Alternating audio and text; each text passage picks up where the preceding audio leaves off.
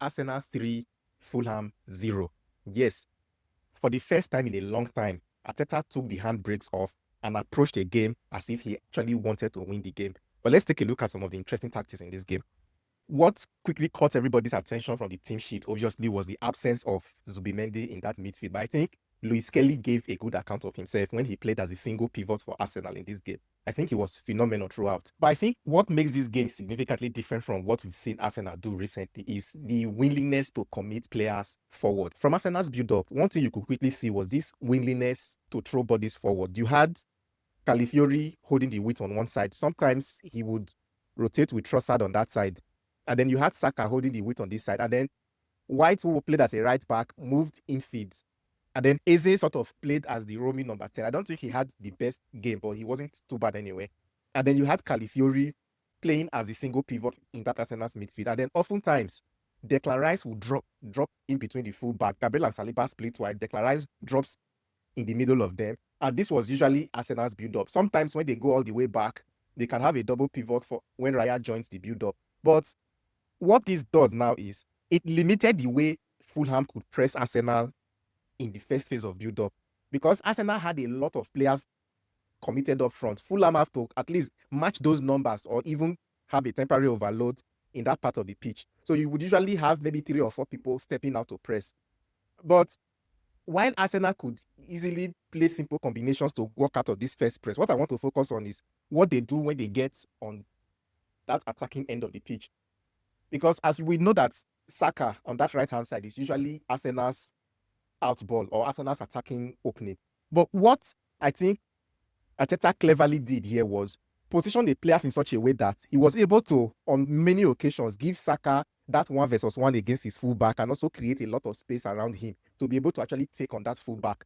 What would usually happen is when Arsenal are able to get out into that attack, usually if you had a fullback here against Saka, what would usually happen for most teams is that Lukic would either come up to double up on Saka or Bassi would shift out to double up on Saka.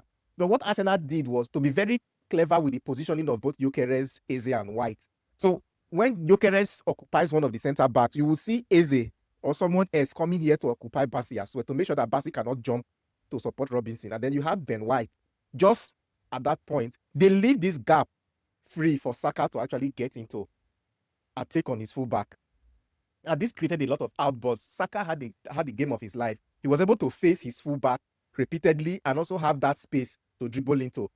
And then what was more important as well was that if Fulham decides to be a little bit more risky to commit players into that attack, or when Arsenal drops players behind to try to progress the ball, then you then had a situation where Gyökeres is left with these 2 centre backs. What he would usually do is try to make runs behind those centre backs out wide.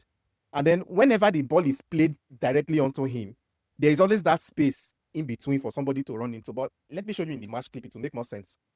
First is that Arsenal build-up that we talked about. That's Declan Rice dropping between the centre backs, and then you had Luis Kelly playing as the sole pivot in that midfield. And then the Arsenal commits every other person forward. On this occasion, it's Califiori who has inverted, and then you had Ben White there again and Eze in the middle. Saka is just out wide, outside your screen.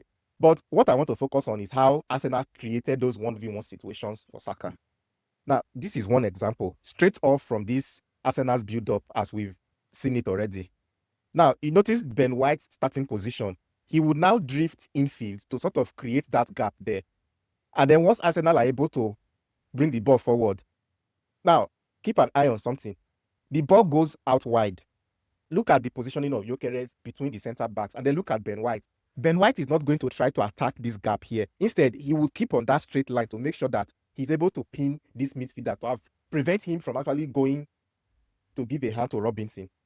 And then if you just look at the other side again, this defender is not going to jump either because Eze is immediately attacking that position to make sure that defender has to stay there and wait for him. With this clever positioning now, Saka is left 1v1 with the defender. On this occasion, he takes the ball infield, but look at another situation off the back from Arsenal's build-up. And then I want you to see look at the position that Ben White is taking here. He's immediately going to meet Bassi to make sure that Bassi cannot jump and go and support Robinson, who is his fullback, already going out to meet Saka. And then Eze is just pinning the other midfielder here as well. Look at Saka. Nobody's particularly going to offer Saka any support. No Arsenal player is going there. because they want him to have all of this space here to take on that fullback and beat him. And again, this just highlights it perfectly. They pinned these players who would have gone to support the fullback. Nobody is attacking that space. Nobody is going to support Saka. The goal is to let him have that defender, let him eat the defender by himself.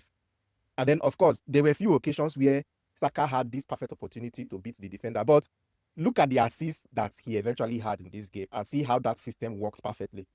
I think it was an Arsenal free kick. I don't remember. But once this ball comes out wide to Saka, he's positioned out wide already. And then look at the position of, I think, Gyökeres or Ben White. I'm not sure who that is. Again, he's just pinning a defender there, making sure that the defender cannot jump to go and support the fullback. Now, even when Smith Rowe wanted to jump again to go and support the fullback, notice the presence of Luis Kelly there means that he will not leave Luis Kelly free and go and support the fullback. So the fullback is left 1v1 with Saka. And of course, this is what Saka wants. Nobody is going to that space there once again. Luis Kelly is not attacking that space. Nobody is running into that space. They are leaving the space for Saka. They are leaving that defender 1v1 with Saka. Of course, on this occasion, Saka sits him to the ground. I don't know that he slipped, but Saka sits him to the ground and then was able to put a cross in. That was Arsenal's first goal. This worked spectacularly well for Arsenal. Another approach to this game too was trying to go long, especially when after that first goal, Fulham started to commit players forward. And then what Arsenal resorted to at that point was playing direct balls to Gyökeres, especially when Fulham could get players forward. This is one of those direct balls. And notice that Gyökeres runs on the outside of the centre back, meaning that there's a gap here that anybody could attack and run into.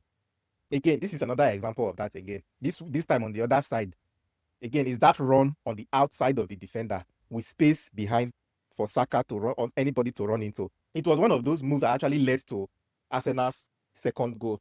Because, again, this was not a pass through the air. It was a ground pass. Again, Gyökeres making that run on the outside of the centre back. And then once he does that, that gap opens up in the middle again. And on this occasion, although I think Robinson is screwed up here because he should have stayed with Saka, but once he forgot about Saka for 1 second, Saka could get behind him, and that was a lovely finish. So, on the whole, this was a brilliant performance from Arsenal. It's what we have been crying for Arteta to do. Take the handbrakes off, have a go at team, play the game to win. He did it here, convincing results. In the second half, all he had to do was rest his players for Atletico Madrid on Tuesday.